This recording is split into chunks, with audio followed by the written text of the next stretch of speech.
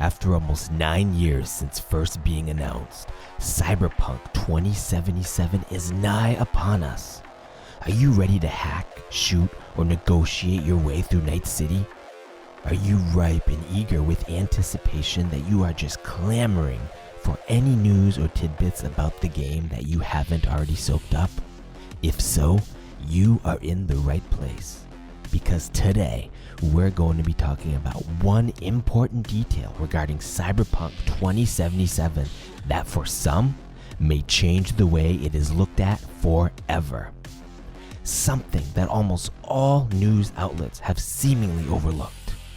So let me tell you, CD Projekt Red, the makers of Cyberpunk 2077, are a transphobic company. What? Bro, what are you talking about, man? What's that? You think it's clickbait, huh? You think that due to CD Projekt Red's comments regarding inclusivity in Cyberpunk, it means that they couldn't possibly be transphobic, right? Well, let's look at the evidence in slightly more detail. CD Projekt Red has a history of not taking trans identities seriously throughout their games, as well as their promotional material and marketing. Resetterer user Kyuji has compiled at length most of the information that will be presented here, so all credit goes to her. I am simply making this video to hopefully spread awareness about this recurring theme within CDPR. Fool me once, shame on you. Fool me twice, well, here we are.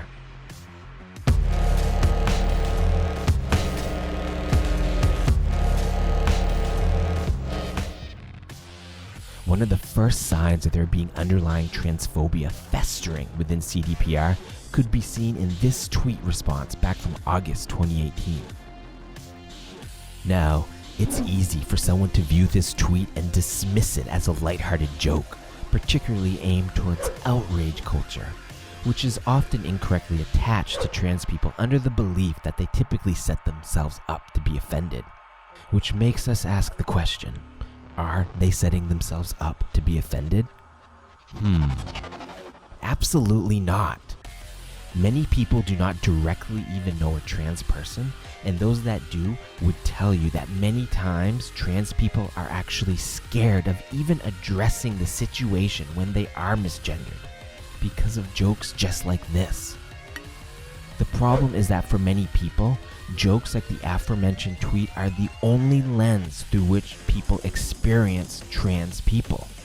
This ultimately paints a false representation of their character, which endlessly perpetuates this stereotype. Trans people are people. It's as simple as that. The problem here is that trans people are never taken seriously in media. Over the years, trans people have either been seen only as a joke or as a hypersexualized being, with their only purpose that of providing pleasure to others. But more on that later. Even in video games, the number of trans characters can basically be counted on one hand, with most of them being up to debate regarding whether or not they are actually trans, because video game companies only care about profit. So naturally, they want to appease everyone and are afraid of ostracizing themselves away from the fragile, white, Gamergate male demographic that laps their product up by actually coming out and clearly stating that so-and-so character is in fact transsexual. But I digress. Let's take a look at the apology issued by CD Projekt Red. Here we can see the all too common insincere apology, which is almost always peddled by racists and bigots alike. I'm not racist, leave me alone, I'm not racist. Sorry to all those offended, trying to shift the blame to those affected by it, but no actual acknowledgement that their act was in fact the issue in the first place. I am so sorry to anybody that saw that and that also saw that people were lifting me up and were saying, "You're so funny, Shane. Oh my God, you're so funny." This is nothing but a PR facade to try to protect their image and appeal to everyone, which, as it turns out, isn't even as effective as you might think. Because come to find out, Gamergate is hard to please no matter how much you pander towards them. Who are the outraged ones in this situation? Fast forward a couple months to October 22nd, and we can see GOG tweet this.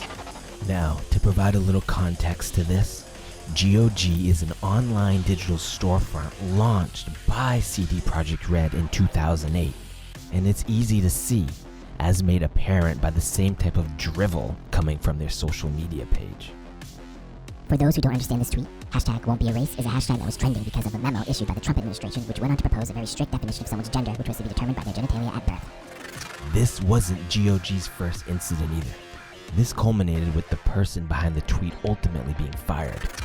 But at this point, I feel the culture and mentality at these companies have already been established and made themselves quite evident.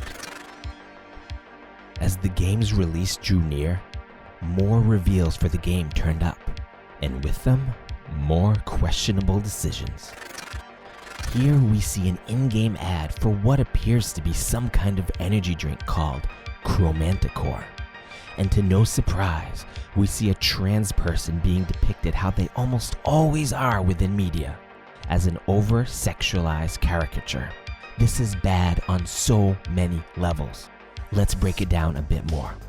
Firstly, the ad's slogan, "Mix it up," and 16 flavors you'd love to mix, is a not so subtle remark towards trans people, suggesting that it could be exciting to try something new, not unlike Live a Little or Live on the Edge.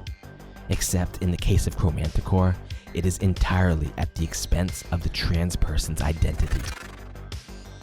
Next is the name itself. Chromanticore is most likely a play on the words chromosome and manticore.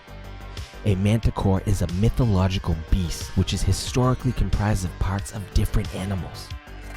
So to that end, a chromanticore is nothing more than a manticore of chromosomes. But it doesn't stop there. Oh no. Here we can also see the chromanticore drink jokingly marketed as a poison, something which is hazardous to your health, but ultimately something quite irresistible and a guilty pleasure to indulge in. This type of imagery is plastered all throughout Night City, which culminates to one point. This is no accident. This was premeditated, calculated, and deliberate. But does it have a purpose? Well, according to CDPR, yes. In response to the criticism surrounding these choices, they had this to say. So, there you have it, folks. They know. They're aware of the situation. And it's all according to plan. I get it. No, I really do. I mean, this is a dystopia after all, right? But that excuse only gets you so far. This is where the heart of the video lies. CD Projekt Red keeps talking about inclusivity, but all we see regarding trans people is mockery. We need more context regarding these ads.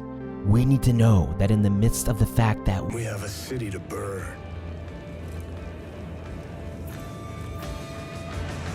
that there will be in-game action taken against these ads. Will they be mocked? Will the ads be vandalized? How proactive is Cyberpunk 2077? CD Projekt Red have already been called out multiple times regarding this issue, and have had many chances to showcase how progressive this game could potentially be. But instead, they have said that they are not making any political statements with Cyberpunk 2077, and instead go out of their way to make excuses, justifying their actions and attempting to distract us by showing us how many guns and cars there are in addition to the awesome inclusivity options. Wow. So you don't need a gender in-game, but yet your pronoun will always be tied to what tone of voice you choose?